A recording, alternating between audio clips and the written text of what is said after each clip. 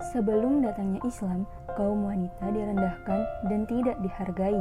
Di antara bentuknya ialah apabila lahir seorang anak perempuan, maka muncul kebencian dan kemurkaan di wajahnya karena menganggap hal itu sebagai kehinaan, sebagaimana yang terdapat dalam firman Allah pada Quran Surat An-Nahl ayat 58 sampai 59. Padahal apabila seorang dari mereka diberi kabar dengan kelahiran anak perempuan, wajahnya menjadi hitam, merah padam, dan dia sangat marah. Dia bersembunyi dari orang banyak disebabkan kabar buruk yang disampaikan kepadanya. Apakah dia akan mempeliharanya dengan menanggung kehinaan itu, atau akan membenamkannya ke dalam tanah hidup-hidup? Ingatlah, alangkah buruknya putusan yang mereka tetapkan itu.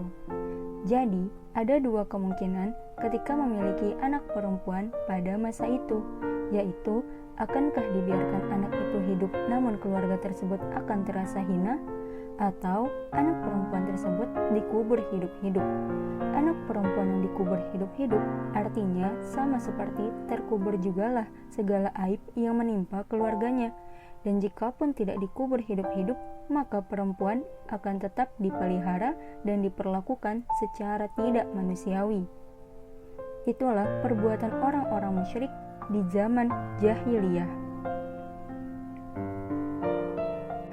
Mereka malu dan merasa terhina dengan anak perempuan.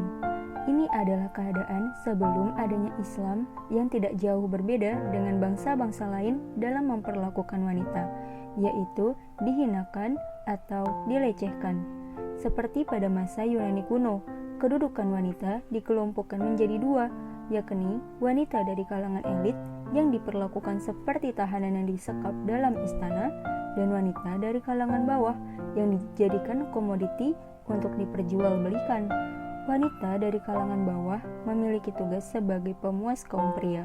Wanita melahirkan dan menjaga anak saja. Itulah kedudukan wanita di masa Yunani kuno, yang tidak jauh dari pekerjaan rumah tangga serta pemuas bagi kaum pria saja.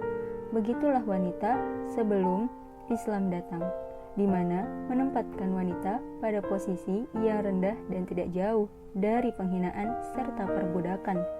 Sebenarnya, wanita adalah perhiasan dunia, maka sebab itu Islam datang membawa cahaya yang sangat memuliakan wanita, seperti yang diriwayatkan dalam hadis riwayat Muslim. Dunia itu perhiasan, dan sebaik-baiknya perhiasan dunia adalah wanita solehah. Allah Subhanahu wa Ta'ala sangat memuliakan wanita karena apabila ia bertakwa kepada Allah, ia diibaratkan seperti perhiasan dunia. Bahkan suatu hari ada seorang laki-laki menemui Rasulullah Shallallahu Alaihi Wasallam. Wahai Rasulullah, siapakah orang yang paling berhak untuk kami hormati? Rasulullah menjawab, ibumu. Lalu laki-laki itu pun bertanya lagi, lalu siapa? Rasulullah pun menjawab, ibumu. Kemudian lagi ya Rasulullah, tanya laki-laki itu. Rasulullah pun menjawab, ibumu. Lalu laki-laki itu bertanya lagi, kemudian setelah itu siapa ya Rasulullah? Bapakmu, jawab Rasulullah. Bahkan Rasulullah menjawab ibu 3 kali, lalu setelahnya bapak. Itulah Islam memuliakan wanita, dan disinilah mulainya kebangkitan wanita. Islam memberikan kekuatan kepada wanita agar tidak ditindas dan tidak dilecehkan. Bahkan, kedudukan wanita pun sangat penting pada setiap sisi kehidupan. Wanita merupakan rahim kehidupan karena dari rahim wanitalah generasi penerus bangsa lahir. Juga sebagai peradaban dunia karena kelembutan dan kesabaran dalam mendidik anak dapat mengarahkan kemana peradaban dunia akan dibawa. Allah memuliakan wanita karena perjuangannya yang luar biasa, mengandung anak, melahirkan anak, membesarkannya, mengurus keluarga, dan menaati suaminya. Sungguh, perjuangan wanita yang sangat mulia dalam jalan ketaatan.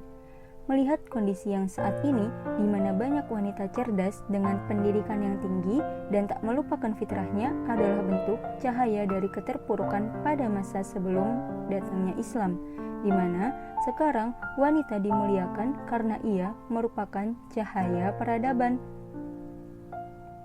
Wanita yang mendidik seorang anak laki-laki, mungkin ia sedang melahirkan seorang pemimpin.